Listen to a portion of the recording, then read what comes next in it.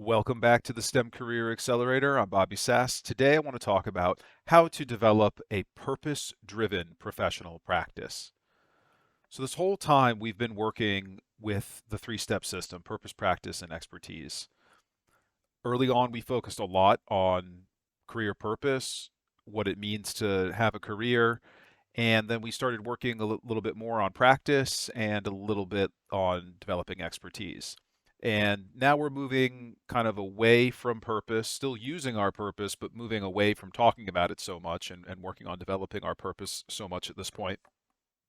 We're really going to be focused on practice, and then we are going to transition into developing expertise.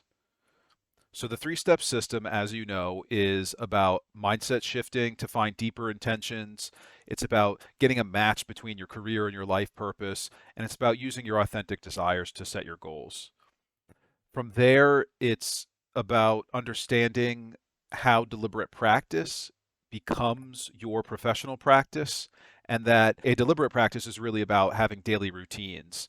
From there, we get into developing niche skills, and eventually, these niche skills, which form the basis and the foundation to your professional practice, this is really where we then get into expertise. And we've already talked about understanding the traits of experts. We've talked a little bit about deliberate practice.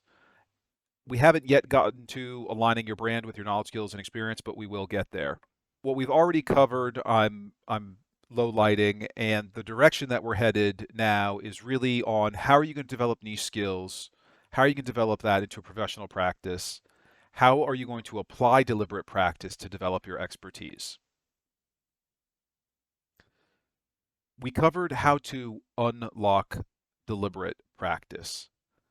And the keys here are forgetting passion, because it's not about passion, it's about knowing what your purpose is. Passion comes along later, it comes along after you've put a lot of time into your deliberate practice, once you've really gotten your skills honed, once you're developing expertise, that's when passion really comes along.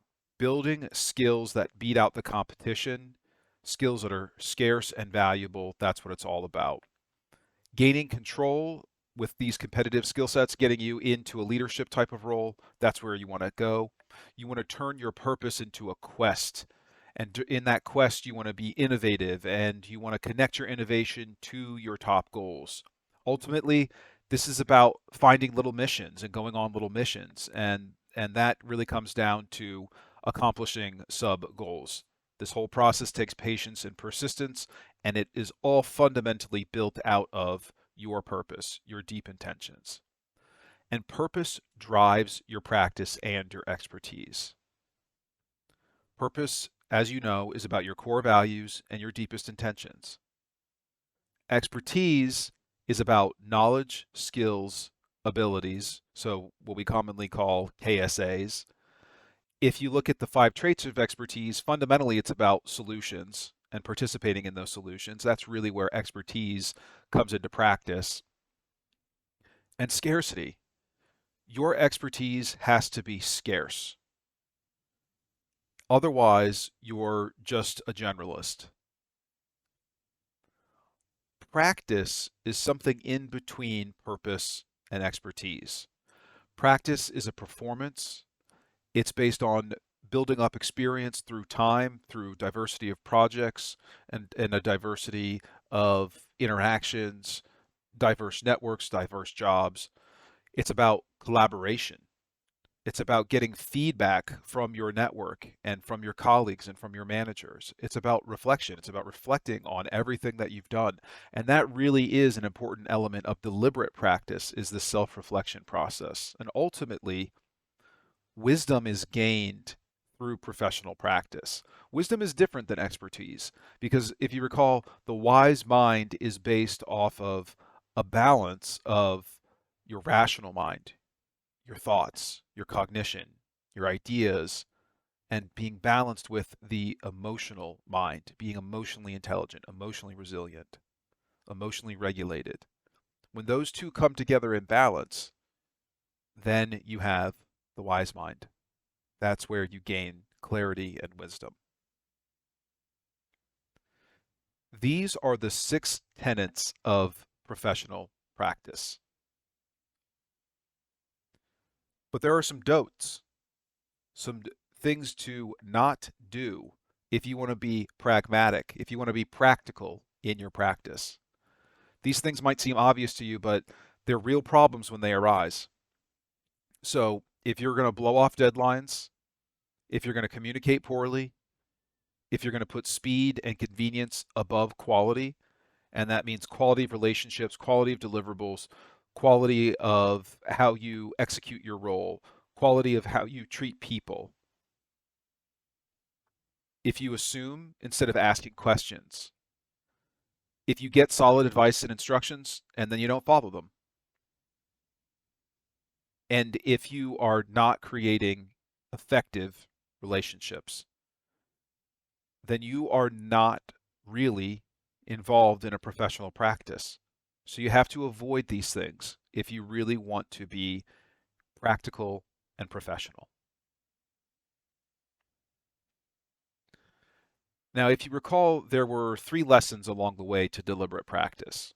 They were reward yourself as you achieve, have a balanced momentum, and put people first. The six tenets of professional practice fit into these three lessons. Performance and experience comes in between how you achieve. Achievement is based on your performance. Each achievement is because of new experiences that you've gained. Your performance, however, continues to move forward with balanced momentum as long as you're rewarding yourself. Your experience needs to be part of a balance of achievement and outcome. Because if you continue to build experience, but it's imbalanced or it's moving along at a sluggish pace and it needs to move quicker, those sorts of things don't work out for your professional practice. You've got to make sure that those are all in balance. And then collaboration and feedback, those are about people. That's the interaction of your achievement because it usually takes collaboration, teamwork to really achieve for you personally and professionally. And you need feedback from others. You can't necessarily just continue to give yourself feedback, although there is a need for that. But really, that's about reflection. Self-reflection is where you look at yourself, putting people first, yourself first, and reflecting on, have I been balanced in how I've achieved? Have I been balanced in how I've collaborated? And through this process, you gain wisdom. Wise mind is a balance of the rational mind and the emotional mind. There are some attributes to your mindset that are going to help you out in keeping some balance in deliberate practice and the six tenets of professional practice.